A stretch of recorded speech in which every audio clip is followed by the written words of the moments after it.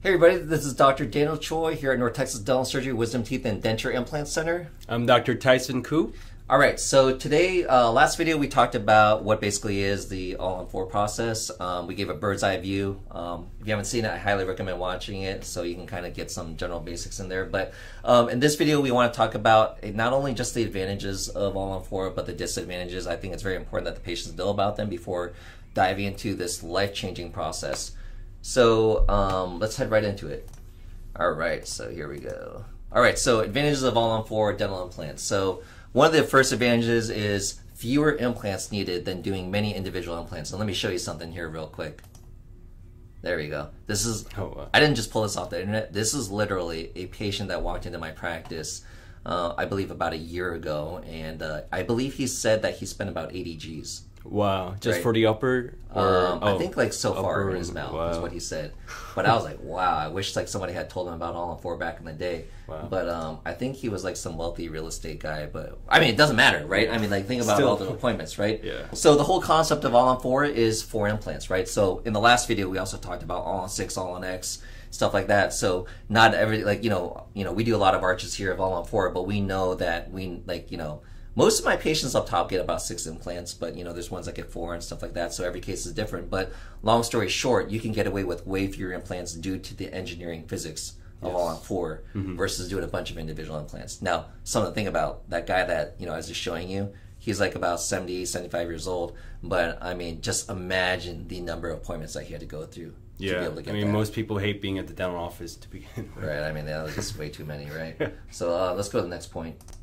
So immediate loading, right? So a lot of you guys who don't understand about dental implants is like if you typically, let's say, wanted to get like a back tooth replaced, right? So let's say you have the tooth there, but it's got like a big crack in it or like a huge cavity or it needs to come out with a bad root canal. So we take the tooth out and then what we do is like we'll typically bone graft it and wait about 4 months, then place your implant. Yeah. Then, wait another let's say 3 months or 4 months, depending on where it is in your mouth. And then we begin the process of putting a tooth on there, the crown.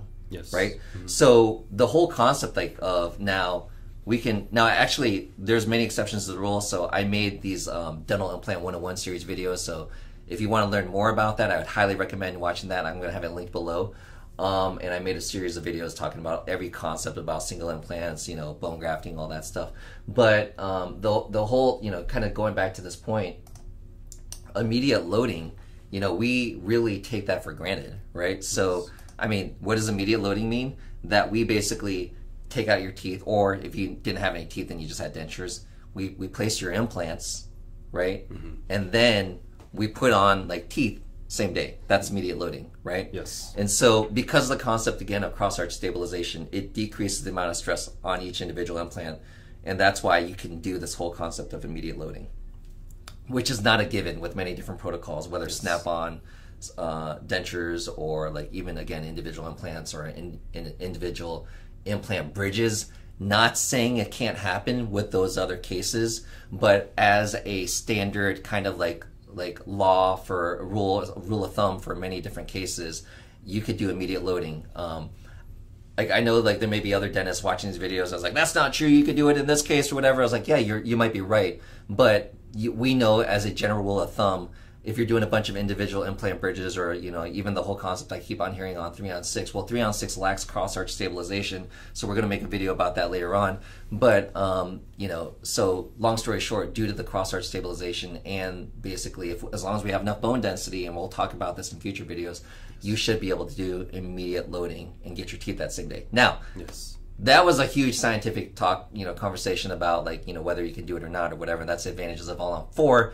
I do want to say though, what is the bottom line for patients? Listen, if you can go home with teeth that look like this that same day as your surgery of your implants and you're proud of your smile and it's in your mouth and you can actually function with it, again, with the soft diet initially, versus wearing a denture, oh my God. I mean, you've done tons of snap-on dentures too, right? Yeah. I would always tell patients before they ever do a snap-on denture, prepare to hate me for 4 months. I literally tell them that. Yeah. Because wearing a snap-on denture, a regular denture while you're healing, because you don't want to put any force on your implants, is a damn nightmare. That's what you've experienced, right? Yeah, because I worked at like a denture center that focused mainly on snap-on denture treatment, and then I've also worked at an office that did the all-on-4 type of teeth. And I gotta say, the majority of the patients at the all-on-4 center were just happier in general than the patients I saw at the denture office. Yeah, exponentially happier during the healing process, right? Yeah. And even the final, right? The all-on-4 is like destroy snap-on dentures, right?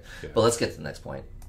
Bone grafting not often required, right? So what we mean by that is like, hey, we still do bone grafting, right? We add some bone graft here and there around the implants and stuff like that, but not the process of like what we're saying, bone grafting, where you need to bone graft and then wait 4 or 5 months, 6 months, whatever this dentist decides to wait before you go ahead and you get your all-on-4, right? So now this requires a little bit more clinical skill, and that's where, you know, we see this. But long story short, you know, bone grafting not often required. Now, what can come into the mix also is like sinus lifting. Sinus lifting is a form of bone grafting. Yeah. That can come into play, and we're going to like, you know, that versus pterygoid implants or zygomatic implants. Again, we're going to talk about that video in the future in regards to like kind of let patients know all about this, right? So, all right, next topic. All right, so cost effective. We talked about that last time in the first video, but I know this may be a shock because some people will hear about, what are you talking about? You know, like, you know, as I saw like, you know, $20,000 an arch or like $40,000 for my whole mouth. That's not cost effective. It's like buying a new car. How many times have you heard that? 100%, right? And I get it, right? And it's like, you know, I will make the argument that like, hey, to be able to smile and to be able to, you know, function normally and chew and have that confidence back is just as important as being able to, you know, get from point A to point B with your car. But, you know, my whole point about this is like, if it does, you know, here in DFW, let's say that was the average price or something like that. But if that was about, you know, the cost, what I'm talking about is if you compare the cost of like, let's say doing a bunch of crowns or a bunch of root canals and then losing those teeth one day, or doing retreatments of root canals, or doing a bunch of individual implants and implant bridges. Actually on my dad's upper teeth, I made a video about basically over 6 years how much money I spent on my dad's mouth, and I would have spent way less money doing an all-on-4. So would it have been more cost effective for me to do an all-on-4 on him? Heck yeah. And the funny thing is, despite all that and the fact that I paid for all that, my dad, the number of appointments, just like it killed my dad, you know. Yeah. And he's a physician, right? And he's not afraid to go to the dentist or whatever, but it was just really deflating for him to like have to go through all those appointments. Right? Yes, so. And also we're not just talking about the amount of dollar the patient, you know, in this case his dad spent. You know, he probably had to take a lot of time off from work, so that's lost income right there. Yeah, there's an indirect cost to that too. Yep. All right, so next point. All right, shorter treatment time, right? So let's talk about my dad's case again. Again, I don't want to rehash it too much. Go watch that video. But that was my dad over from 2016 to 2020. We did 6 implants on him, and then he lasted about 3 more years. Now he's going to lose his last 4 teeth. So total cost will probably be about $43,000, and it happened over 7 years. And all those appointments of, you know, just wearing partial dentures, like if he's missing a tooth or a flipper to replace a tooth at that time, or Essex retainers, all that type of stuff. So yeah, it's not like, bottom line is it's not fun. And so, you know, just to rehash shorter treatment time, you know, some people might sit there and say, all-on-4, man, that takes that long, like, you know, like 7 months or something like that before you're all done. Well, yes, compared to like what the average person goes through, it is a much shorter treatment time. So yes. Improved oral function. So let's talk about improved oral function. So, I mean, nothing beats, and we don't want to like, we don't want to confuse people. Nothing beats having your own natural teeth. Like when you're 18 and, you know, had like no cavities and you just finished ortho a few years later, earlier, nothing beats that. Yeah, we don't recommend this treatment to everybody that just comes to our office. Right. So, you know, as an 18-year-old, fresh virgin, healthy teeth, nothing's going to beat that, right? But when you're trying to compare that versus, you know, all the other options, you know, let's say a snap-on denture. Hands down, this destroys a snap-on denture. And that's a lot better than a conventional denture, a regular denture that your grandma used to wear or something like that, right? So the functionality between, you know, they measured basically how hard you can bite with a denture versus your own natural teeth, and the denture is just like a mere fraction. So a snap-on denture can give you better chewing than a regular denture, and then even better than that is all-on-4, because, you know, snap-in denture is snapped in almost like a button, and then all-on-4 is screwed in. What's stronger and stays in better? Something that's screwed in or snapped in, right? So the functionality of an all-on-4 versus all the other options, if you are going to lose your teeth, is definitely just hands down destroys all the other options. So, all right, so let's head to the next point here. So aesthetically pleasing. Yeah, I mean, again, we could show you some photos here, and then, again, you just look at that and like how beautiful the teeth are. Let's find some other photos for you here. All right, so we showed this in the last video. This was a guy, literally, we just picked up some photos. This guy had his surgery last Wednesday. This is 2 days later, right? A few days later, he comes in. We gave him his teeth the same day, and we're like, "Wow, it's looking good. Let's get some photos," right? So, I mean, can't dispute that, right? It looks beautiful.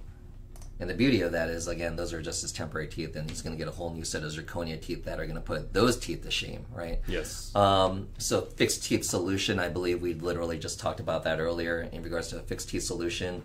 Something that's screwed in versus snapped in, like a snap-in denture, is going to, all-on-4 is going to function way better than all the other options. And again, like a complete denture, like regular denture is, honestly, there's no point in even talking about that. Just the all-on-4 is just way superior. And then preserves facial structure. We actually talked about that in our last video also. So especially our female patients, you see those photos, someone who's lost their teeth like decades ago, and just the amount of bone loss. When your bone is living tissue. So it's like muscles, right? So if you work out all the time, or like, you're going to keep your muscles nice and supple. If you were to be in a coma for 2 years, you're not going to wake up, you're not going to jump out of bed and start dancing around, they're not going to be able to walk, right? Yeah. And so that's because there's no forces being exerted to the muscle. So similarly with the bone, if you don't have teeth and you're not transmitting forces to your bone is going to atrophy, and then you're going to get facial collapse. Yes, and over time, this is how you're going to look. Like the lower jaw will start protruding, and the upper jaw will start moving backwards. So. And then you get the wrinkles, right? And then all that money you spend on all those facial cream products is all gone to hell, Yeah. So, but yeah, just to let you know that can happen. And then high success rates, and the reason why high success rates happen is because cross-arch stabilization decreases the amount of stress on the implants to make sure that they last a long time. Again, that's going into the physics of everything. Yeah, and also we mentioned in the last video too, is like just all the studies that have come out over the since 1998 when the procedure was first invented. So just high success rates that if I needed to do it, I would do it in my mouth, and I wish I did in my dad's mouth. But yes, very high success rates, and we have many patients that we treat every month that love the results. So all right, next topic here is going to be disadvantages of all-on-4. All right, so here's some disadvantages of all-on-4. Lack of redundancy with the implants. So actually we have a little photo here of a patient that you treated recently. This patient had a quick little background on her, was that she had this all-on-4 done about 7 years ago. 7 years ago, and she basically, the office she went to closed down. Yes. Right? So she was kind of out of luck. But then this is actually her case here. She had 3 of the 4 implants, and they just left her without the 4th implant. Yeah. Right? So what does lack of redundancy means is, like, if you lose one of the implants, then you can be caught in a little bit of a bind, right? Yeah. Where basically we have to place another implant and make you a whole nother prosthesis. Yes. Well, here's the problem with that. The dentist, I hate to say it, he didn't want to pay for it, right? So he just kind of stranded this patient in this position, right? Yeah. So you were able to help her out. What did you do exactly? So I took out all the pre-existing implants and put new ones, and then gave her a new set of upper teeth. Because she already had some bone loss here too, right? So there's a whole host of issues, and like we're gonna, again, like our future videos are gonna help you guys look at basically what the heck is going on. You can even like look at your x-rays, but you could see here that, this one's half in the sinus and already experiencing crestal bone loss over here, bone loss over here. Patient lost this implant, and what this is a titanium bar for the old hybrid prosthesis, right? So what you were able to do is you took out those remaining 3 implants, placed 4 more implants embedded in better bone, and then also made her a temporary prosthesis for now until she was very happy with. Yeah. Awesome. So yeah, that can happen. So there's a lack of redundancy, means that if you lose an implant, there can be issues. That's why when you're placing implants, you need to make sure that you're placing them in locations that are going to make sure that they have a great long-term prognosis, so they don't experience bone loss, and also, in the event that's where we were talking about the last video too, maintenance is very important. Yes. You got to come in for your maintenance appointments. We got to take x-rays, make sure that your implants aren't having issues. And if you are having issues like bone loss, we have special types of lasers that can go in there and treat peri-implantitis and bone loss and stuff like that, right? All right, so next topic here, possible prosthetic, which the prosthesis, right, the fake teeth issues, right? So possible prosthetic issues. So here we go. We got this is what the prosthesis is. So when we're talking about issues, what we really want patients to understand is that when we are doing an all-on-4, we're making you a set of teeth. It's not just like as simple as, hey, look at these. These are like really beautiful, right? Let's just slap them in your mouth and you're all good to go. What we take for granted is that with our teeth, or if we're going to replace our teeth with a prosthesis, we are basically trying to replicate your speech, your getting ideal aesthetics, right, and actual functionality, right? And when you're saying you're biting down, up and down, up and down, up and down, are we chewing on your cheek all the time? Chewing on your tongue? Are these certain like little nuances of how the teeth are positioned? And that's why our prosthodontist is phenomenal at taking care of patients, because we both have to admit that you nor I are as good as he is, right? This is what he got his extra year of training in. Yes. And so that's where I've learned, even, you know, having an all-on-4 clinic over all these years, just having, like, working with really good personnel, like specialists that are really good at, like, what they do has been extremely helpful for us. So, you know, that's what our prosthodontist is really good at. But in regards to, like, you know, just making these teeth, I want to make sure, like, patients understand that, you know, there can be issues. So I felt terrible for, like, you know, we just mentioned in the first video that we had, like, in the last week, we had 3 patients that were having issues with their all-on-4, and they came in here looking for help. And this one patient that was treated, she spent an ungodly amount of money at another office. Believe it or not, this office actually charged her $106,000, and she paid it. She has issues with her speech. Yeah. She has issues with biting on her tongue all the time. And so, unfortunately, the only way that we could help her out was that we have to make her a whole new set of teeth, you know? So, you know, those can be some of the disadvantages that what you take for granted in regards to, like, oh, just make a set of teeth. Just really make sure that you look into who you're working with and make sure that they can get you those good, predictable results for your prosthesis. Anything to add about that? Yeah, so I just want to add to this point. This is exactly why we don't want to give you a final set of teeth, you know, within a week, because we're seeing a lot of now. Yeah. And we're going to make a video about this in the future, yeah. Which is, would you ever do this to your family member? No, because it's nearly impossible. I mean, I'm sure sometimes you can get, you know, the aesthetics, you know, speech and the aesthetics bite. Is the easiest part. Yeah. Yeah. But getting the speech and the bite, you know, part right, that's the challenge many times. And sometimes we may have to go through you know, a few sets of temporary teeth to get that right before we move on to a final set of teeth. Right. There's so many nuances that patients need to be aware of before making a huge decision with this. So yeah, we just, like, that's the whole purpose of these videos, to help you guys understand all the little nuances, so that you aren't filled with regret like later on, right? And if you look at it here, the texture here is going to be a little bit different from what you're used to, you know, because this is prosthetic. Right.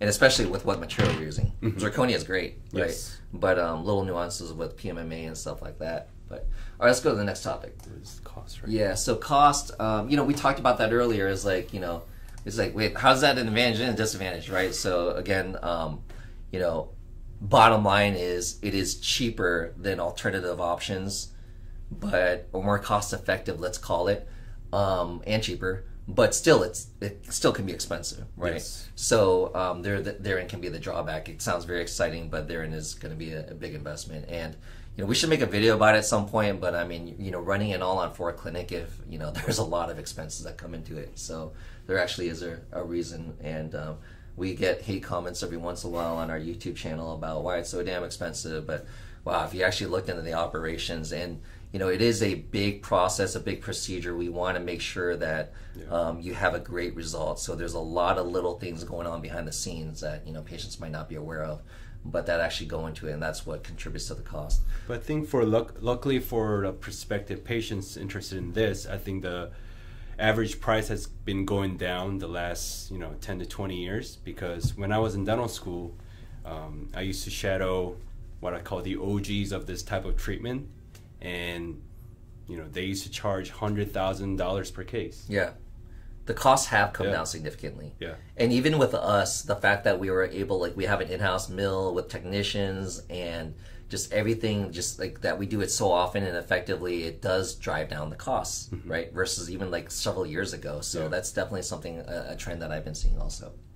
All right, so next topic is patient anatomy and bone density. All right, so this is a very key point, right?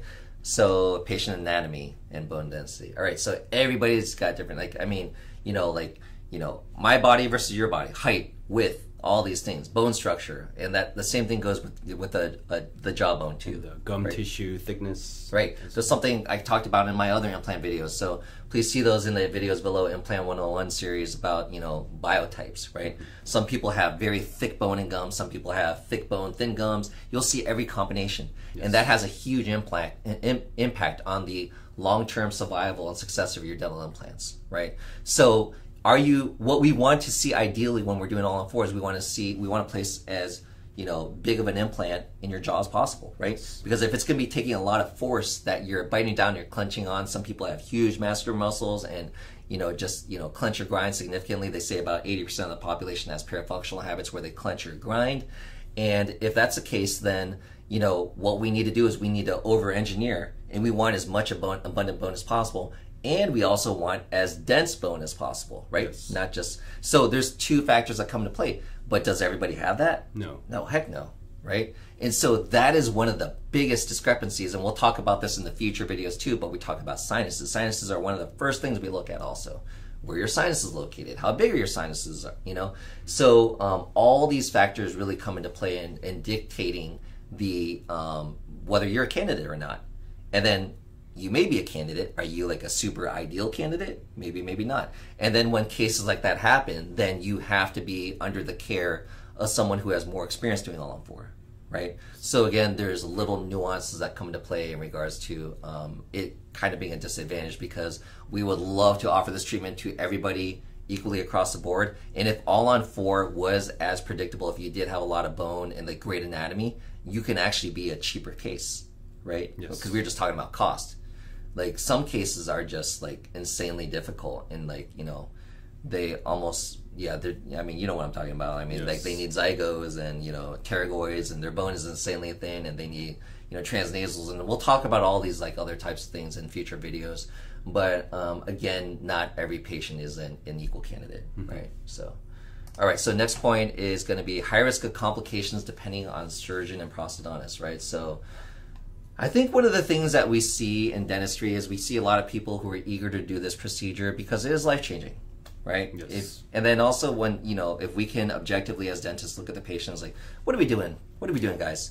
This patient's got 5-6 root canals in their mouth. And then if you actually sat there and asked, a bunch of crowns, and the crowns aren't even matching all the colors, and you ask them, it's like, hey, do you love your smile? Like, are you happy with like what your dentistry is, today? And I think a lot of patients will sit there and say like, no, I don't love it. Like I've been coming in all the time, and it's like always another damn issue. I need another root canal, or I need another crown, and I don't even like my aesthetics, right? And so what ends up happening is like, well, let's help them out with something like as amazing as all-on-4. But, like we were discussing with the previous point, there are certain factors that come into play that cause like more complications, right? That you could be more at risk for complications based off your anatomy or stuff like that. So why we, again, last week saw 3 patients come into our office with, hey, can you please help me out? I've already spent this amount of money doing all-on-4. Long story short, there can be a higher risk of complications with this type of procedure, because again, not only just taking your teeth out and placing your implants, but also making sure that your teeth are highly functional, aesthetic, and all these other factors that come into play. There's a lot of variation with what you can get when going with one implant center versus another general dentist versus another periodontist versus another oral surgeon. And I know you're going to feel the exact same way, but, and maybe we could talk about that in the future video about how it is that you're going to help, find a surgeon or like someone to work with, or a general dentist or whatever, because I've seen some general dentists who are awesome at doing all-on-4, right? And I've seen some oral surgeons that are not so good at this type terrible. of procedure. Let's just call for what it is. And then we'll see other periodontists that are terrible. And another general dentist that is terrible, and another oral surgeon that is amazing, and another periodontist that is amazing. So you can't even let titles, you know, basically. And then the other thing too is, like, again, and this is what we'll talk about in future videos, that's just doing the surgery. Yes. What about making the teeth, right? So we'll see a prosthodontist who's amazing at placing implants, and then, sorry, I didn't want to leave them out. And then also you'll see a prosthodontist who won't be able to place an implant, and then, you know, you'll see a prosthodontist who can predictably get you an amazing set of teeth that you can function, smile, and all these things, and have you know, all the perfect harmony of all the things that you're looking for in a set of teeth. And then meanwhile, you got another general dentist or whoever that can also deliver the same thing too. So I hope I didn't really confuse you guys there, like, but it is true, right? Yeah. You can't really kind of, you know, make assumptions about someone just based off their credentials. Correct. So yeah, so those are some of the disadvantages that can happen with All-on-4, and our goal, again, not to, you know, finish with disadvantages and leave you kind of hanging there like, well, I don't know what to do now, is to basically create this set of videos that are going to help you guys make really educated decisions in regards to, like, going forward with your All-on-4 journey. Or if you're already stuck in it, and you have some questions, to basically be able to answer your questions. So the way that we answer a lot of your questions is looking at your comments below. So please feel free to leave comments below, and we're going to answer as many as we can, and then maybe we'll even make more videos about that. So we look forward to seeing you guys in the future. Thanks.